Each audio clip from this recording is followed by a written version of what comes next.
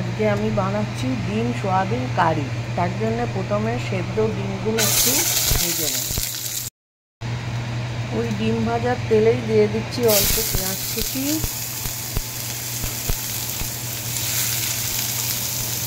তার সাথে একটু টমেটো কুচি।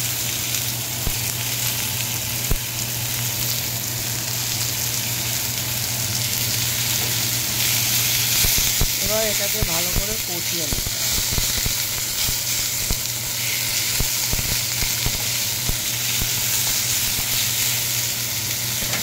এই সময় দিতে হবে 1 চামচ আদা রসুন বাটা, 2 চামচও দেওয়া যায়, যেরকম লাগবে পরিমাণ মতো।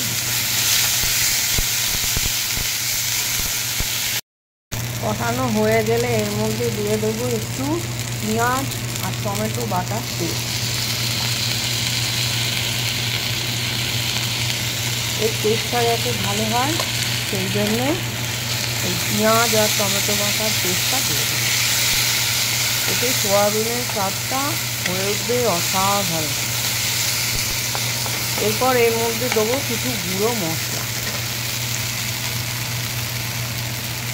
দিয়ে দিচ্ছি অল্প হলুদ গুঁড়ো, তার সাথে কাশ্মীরি লঙ্কার গুঁড়ো, তার সাথে একটু জিরের গুঁড়ো, তার সাথে একটু ধনের গুঁড়ো, সবই 1 চামচ করে দেবো। আর দেবো স্বাদ মতো লবণ।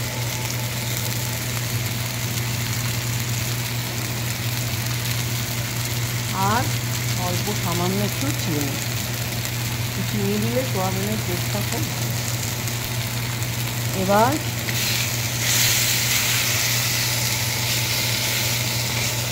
ভালো করে কষে নিয়ে এর মধ্যে দিয়ে দেবো সোয়াবিন আর সেদ্ধ করে রাখা আলু। এটা আমি কুকারে একটা সিটি দিয়ে সেদ্ধ করে নিই, তাহলে এটা ভালো সেদ্ধও হয় আর খেতেও খুব সুন্দর লাগে।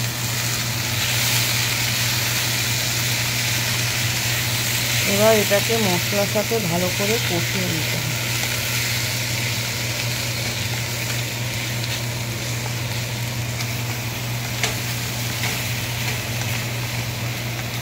এটা সেদ্ধ আছে, অল্প কষালেই হবে। কষিয়ে নিয়ে এর সাথে দিয়ে দেবো সামান্য জল।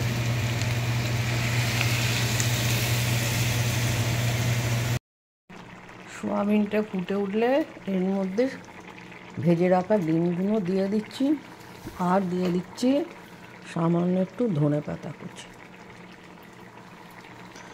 ধনেপাতা কুচির টেস্টটা দিলে ওই স্বাদটা অসাধারণ হয়। আর শেষে একটু গরম মশলা দিয়ে দেবো।